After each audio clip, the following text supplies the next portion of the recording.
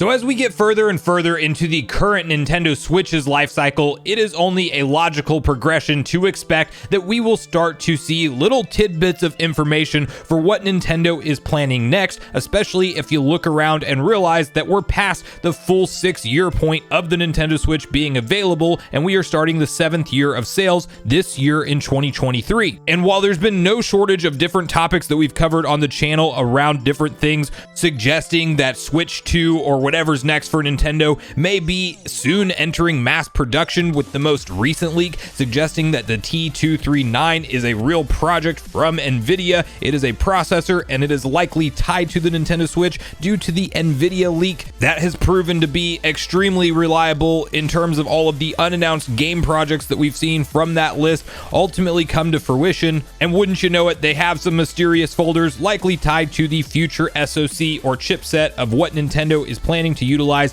in their next gen console. And in today's video, we have to go over a very notable leak and update around this situation, because we do have somebody who is very reliable in the mobile processor sector when it comes to having inside knowledge around different production of these chips. And we need to get on the same page, if true, what this leak means around the potential performance and specs for the true next gen successor to the Nintendo Switch that we know and love today, right now.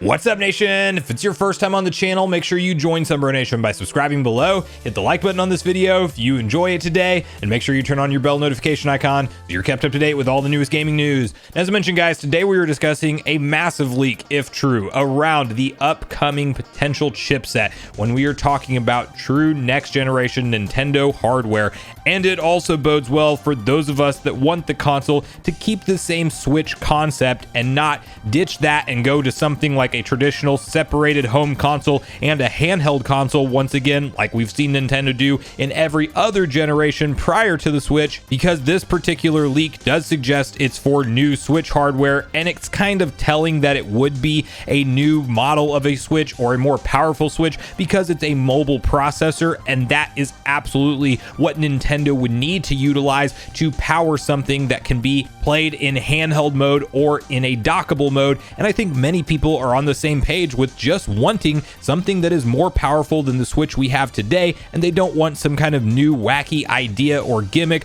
from Nintendo, but give us a better version of what we know and love right now, because it is clearly working for Nintendo and they are putting out some of the best software of all time on this current generation hardware. And if we can carry that forward into what's next, make it backwards compatibility, and have better, more consistent frame rates and resolutions all along the way, I think you make your whole, or the majority of your whole fan base, very happy. And to first get on the same page with exactly where this leak originated from and what's being claimed here, and then a detailed breakdown of what this chipset can actually achieve, in addition to clearing up and tying up some of the rumors around whether or not the OLED was supposedly going to be that heavily rumored Switch Pro that everybody got so burnt out on over the last couple of years. There's a lot to unpack here, and first we have to hop over to Twitter and read through the following post together. So user OREXDA on Twitter, who does have a reliable leaking track record when it comes to things like mobile processors, said the following: another NVIDIA Tegra for Nintendo Switch will manufacture from 5LPP. I will keep uploading this info on Twitter as soon as I can. And you can then see a detailed breakdown of what this really means over on Reset Era, where a user put in a lot of work breaking it down in terms we can understand. As they state, since this is the top page, I want to detail some thoughts on the info we have so far. The 5LLP Samsung Node rumor from 5 hours ago, found on the last page, offers a 50% power consumption reduction over the 8nm found in Ehren. There were clocks found in the NVIDIA Hacks NVN API, a DLSS test using Ampere GPU. It had 3 clocks, 660 megahertz at 4.3 watts, 1.15 gigahertz at 9.2 watts, and 1.38 gigahertz at 12 watts. I believe these are 3 separate tests for 3 separate modes: handheld, docked, and stress test. Handheld mode would offer 2 teraflops, better than Steam Deck plus DLSS. Docked mode would offer 3.456 teraflops, same tier as Xbox Series X plus DLSS. I tracked Ehren's estimated power consumption via NVIDIA's power estimate tools. 624 megahertz with Drake's configuration require 8.5 watts on 8 nanometer, and the name of this DLSS test clock was 4.3 watts. This lines up extremely well with the rumor that Drake is on 5LPP. These numbers are estimates and the GPU is different, but it fails in the realistic range, as does 1.125 gigahertz from what I've been able to extrapolate from the tool. Ehren CPU power consumption for 8 cores at 1.881 megahertz is 4.5 watts. Considering only 7 cores would be used for games, with 1 being reserved for the OS, this would give 3.94 watts on those 7 cores, and a reduction of power consumption to half is 1.97 watts. TX1 on 20 nanometer was 1.83 watts for the 4 core on the A57, which could not be individually downclocked for the 4th core on the OS. Now lastly, to finish up this post, he thanks a different user doing some digging on the OLED situation. As you can read the following, OLED model seems to have been designed to output 4K image, possibly via upscaling, non-tensor core accelerated. This remains unrealized. We also know that the GPU clock for Mariko goes as high as 1.27 megahertz, offering 648 G flops compared to the OG's 393 G flops. The CPU also was similar, enabled for higher clocks short of 2 gigahertz. This is likely the canceled Switch Pro model that Digital Foundry mentioned. It makes sense why the OLED model is so different, even though the internal specs remain the same. So there's clearly a ton of technical speak and some info we have to unpack there, but the long and short of it is that the chip that is now being suggested to be powering the next generation Nintendo Switch hardware potentially has as much power when docked as something like an Xbox Series S, which is absolutely mind-boggling and insane if true. Now the big takeaway is when you go to a 5 nanometer chip, it just uses so much less power and can operate way more efficiently with less heat requirements in terms of giant fans cooling it down and keeping the temperatures at an acceptable level. You can do a lot more with the smaller chipset and the smaller technology, and this would suggest that Nintendo is on the very cutting edge of what is possible in mobile technology right now, all while backing up and utilizing that DLSS tech that we know will be a big game changer for them when it comes to graphical quality as well as consistent frame rates for something like a hybrid console that sticks to a mobile processor, and especially knowing that Nintendo will be very concerned about the end user experience for their product, and they need something that is a low power efficient chipset to support portable play for long hours of use. You may look around and see that the Steam Deck definitely has a hardcore dedicated base of players, and it absolutely is incredible to see top tier AAA games that we don't see make it to the Switch running smoothly on something like a Steam Deck. That thing runs Elden Ring no problem all day long, but a common complaint online is just that, the battery life. It might be 1 to 2 hours, and you do know that a company like Nintendo, when everything is built around whatever gimmick they have for their next generation hardware, or just the end user experience being the first top priority for them when it comes to, if they're going to market a hybrid console, they want you to be able to play it for hours and hours before having to worry about plugging it into a charger.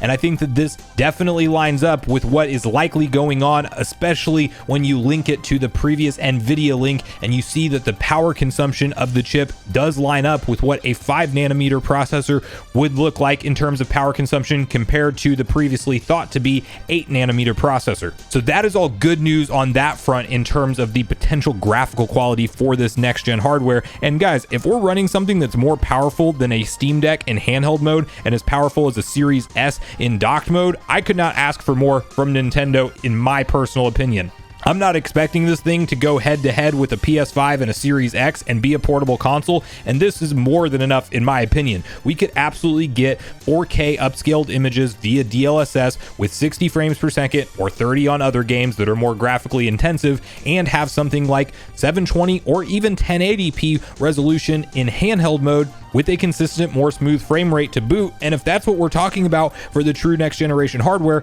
I'm sold. I will already be sold either way, obviously, but I'm ready for something more powerful, and this is very exciting to me in particular. Now, the last thing that I want to touch on with the ending of that article is all of those rumors and mystery talks about the supposed Switch Pro that you've seen pop up so much over the years. It has been in the rumor mill speculation talk for far too long. We are now clearly at a point in the Switch's life cycle where next generation hardware makes sense as opposed to a mid-gen refresh, unless if they really want this thing to go 10 years under the current Switch branding. I think a mid-gen refresh is more or less off the table, and maybe they market the true next-gen successor as a refresh, kind of like Game Boy to Game Boy Color, essentially what Jeff Grubb was insinuating recently, that they may treat this like the same generation, but it's clearly going to be a bigger power leap between the consoles, but they might count it all the same, which would look great on paper for the console sales clearly. But the interesting thing is that there really may have been entire plans around the OLED to be the more powerful Switch,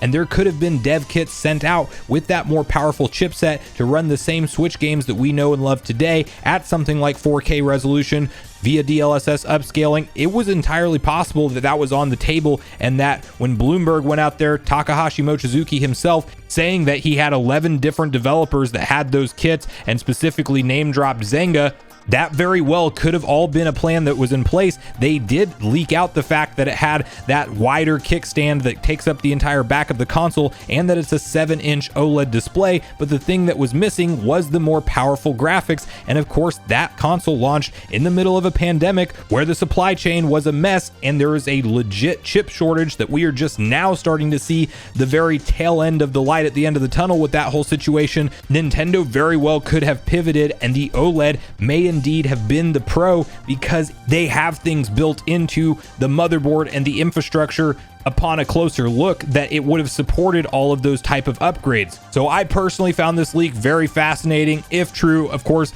remember, as always guys, nothing is official until Nintendo confirms it themselves, but if we are to believe this reliable chip leaker, then we could be working with a very exciting amount of power and performance in the true next generation Nintendo Switch successor. And by all accounts, it does sound like Nintendo will stay the course with this hybrid form factor for the time being, which I did not expect them to ditch, but it is more reassuring to see multiple pieces of information start to come together that all suggest that this is once again a Nintendo Switch style console, which is genius. If they put it out there, if they market it correctly as the true upgrade to the Switch we have today, or just sell it as the more premium option, I think they make more and more money hand over fist, and we see them roll the success train forward for the next 5 to 6 years. But we will ultimately have to wait and see when Nintendo pulls back that curtain, as the end of 2023 and early 2024 are both being looked at as strong contenders at this point in time. But I really want to hear from you guys at this point in the video, all your personal thoughts and opinions around this massive leak. What do you think this does, if anything? Tell us about the performance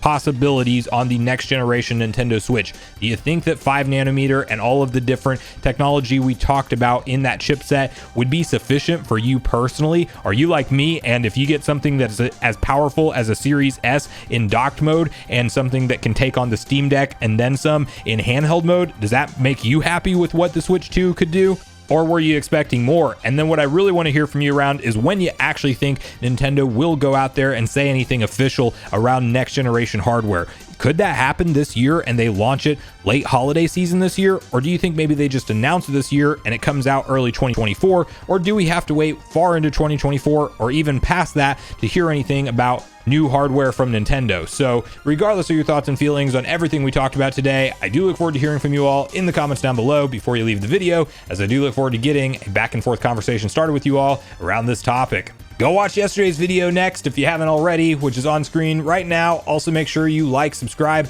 turn on your notification bell, and I will see you guys in the next video.